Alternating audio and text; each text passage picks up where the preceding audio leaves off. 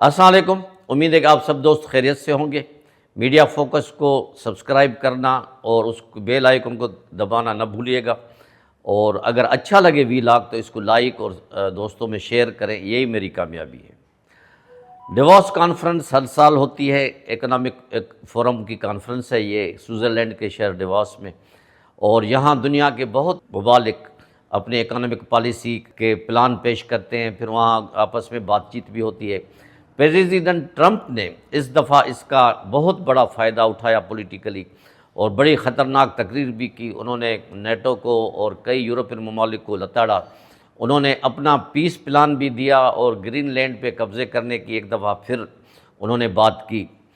اور جو پیس پلان انہوں نے دیا ہے اس میں انہوں نے یہ کہا ہے کہ اس میں خاص کر کے غزہ کو ہم امن فراہم کریں گے، میری سربراہی میں یہ ساری چیزیں ہوں گی، لیکن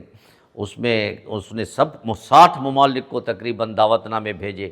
کہ آپ لوگ اس پہ سائن کریں، ممبر بنے، لیکن بمشکل 20 ممالک نے سائن کیے، جس میں پاکستان بھی شامل ہے۔ پاکستان ان 8 ملکوں میں شامل ہے جو شرم الشیخ میں جنہوں نے ایک مسودہ پیش کیا تھا کہ اسرائیل میں اور غزہ دو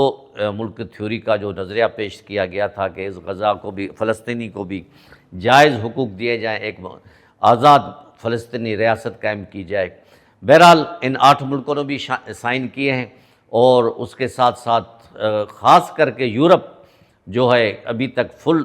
سارے ممالک جو نیٹو کے ہیں انہوں نے سائن نہیں کیے۔ فرانس نے تو علی الاعلان اپوزیشن کر دی تھی، انہوں نے کہا کہ یہ ایک چکمہ دینے والی بات ہے۔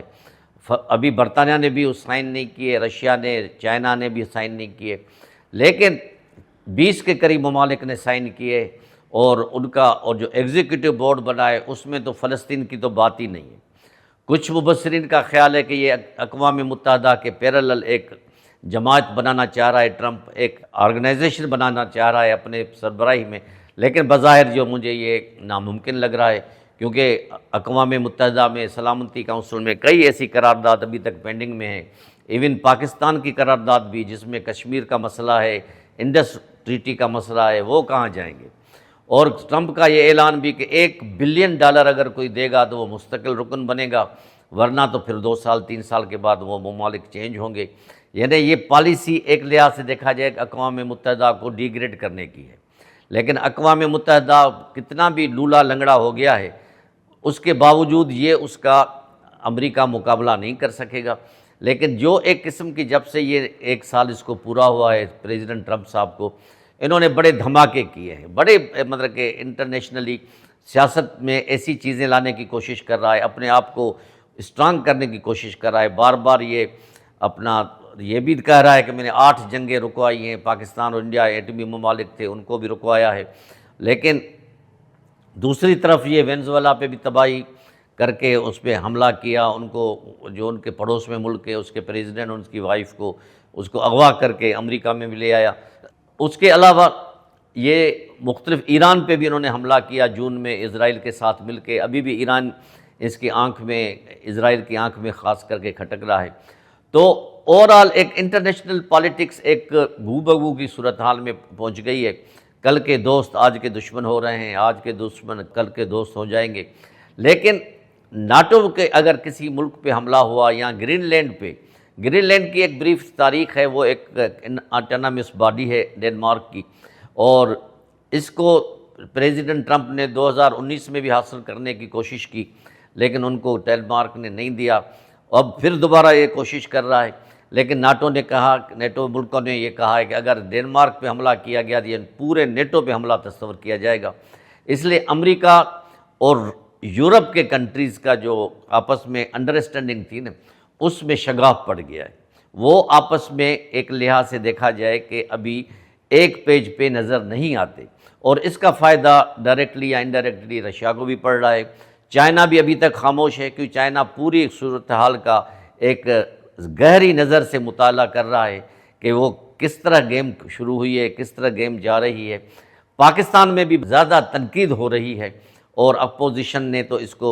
ایوان کو ہلا کے رکھ دیا۔ کل مولانا فضل الرحمان صاحب نے بھی اس کی مخالفت کی ہے، تحریک انصاف، جماعت اسلامی، ساری تقریباً جو بڑی پارٹیز ہیں، انہوں نے یہ کہا کہ شہباز شریف کو یہ کیسے جرأت ہو گئی، یا یہ انہوں نے کیسے کام کر دیا کم از کم پارلیمنٹ کو بھی جو تو ایک لحاظ سے کانفیڈنس میں لیا جاتا، ایک لحاظ سے دیکھا جائے کہ امریکہ کے شہ پہ اسرائیل نے مسلمانوں کا ناک میں دم کر دیا ہے، 70,000 سے زیادہ فلسطینی شہید ہوئے غزہ میں، 1 لاکھ اور 2 لاکھ کے درمیان زخمی ہوئے ہیں۔ اب ان کی سربراہی میں یہ ایک جو بن رہی ہے پیس پلان، یہ کیا کرے گا؟ یعنی اس کا مین موٹو جو بتا رہا تھا پریزیڈنٹ ٹرمپ کہ حماس کو غیر مسلح کرنا ہے، اور حماس کا اگر غیر مسلح نہیں ہوا تو پھر اسرائیل کو میں کہوں گا کہ وہ حملہ کرے گا، تو اس کا پاکستان کیسے حصہ بنے گا؟ پاکستان کے دیر پینا تعلقات ہے فلسطین کے ساتھ، قائد اعظم کے سے لے کے ذوالفقار علی بھٹو سے لے کے ہر پارٹی کے جب جو اقتدار میں آئی ہے وہ فلسطینیوں کو اپنا بھائی سمجھتی ہے۔ اب یہ پاکستان جو ہے ہمارے پرائم منسٹر شہباز شریف یا تو ٹریپ میں پھنس گئے ہیں، یا ان کی ٹرمپ کی خوشنودی کی خاطر تھوڑا زیادہ ہی جذباتی ہو گئے ہیں، یہ آگے آنے والا وقت بتائے گا۔ کیونکہ بہرحال پاکستانی دفتر خارجہ کا جو بیان آیا ہے وہ یہی آیا ہے کہ ہم فلسطینی کو آزاد ملک تصور کرتے ہیں جس کا دارالحکومت بیت المقدس ہے۔ اس بات پہ ہم قائم و دائم ہیں اور انشاءاللہ ہمیشہ قائم رہیں گے، لیکن ٹرمپ صاحب کی پالیسی نے دنیا کو حیران اور پریشان کر دیا ہے۔ اقوام متحدہ بھی خاموش ہے، ان کی سلامتی کونسل والے بھی خاموش ہیں، کیونکہ اقوام متحدہ ابھی بھی کسی بھی حالت میں ہے، لیکن ابھی بھی لوگوں کو سہارا دے رہی ہے۔ اس کے اگر کہیں سیلاب آتا ہے، کبھی کوئی جنگ ہوتی ہے، کہیں کوئی خشک سالی ہوتی ہے، تو ان کے کئی ایجنسیز ایسی ہیں جو ان غریب ملکوں کی سپورٹ کرتے ہیں۔ تو دیکھنا یہ ہے کہ اونٹ کس کروٹ بیٹھتا ہے۔ آیا پریزیڈنٹ ٹرمپ کا یہ جو پیس پلان کا جو فورم ہے یہ کتنے حد تک کامیاب ہوتا ہے، ہوتا بھی ہے کہ نہیں کامیاب ہوتا، اور اس سے ٹرمپ کی اپنی سیاسی صورتحال، اپنی سیاسی پوزیشن بھی داؤ پہ لگی ہوئی ہے، کیونکہ کئی ممالک نے اس کو لتاڑا ہے، نکتہ چینی کی ہے، کئی ممالک نے اس کو قریب سے دیکھا ہے، جو ان کے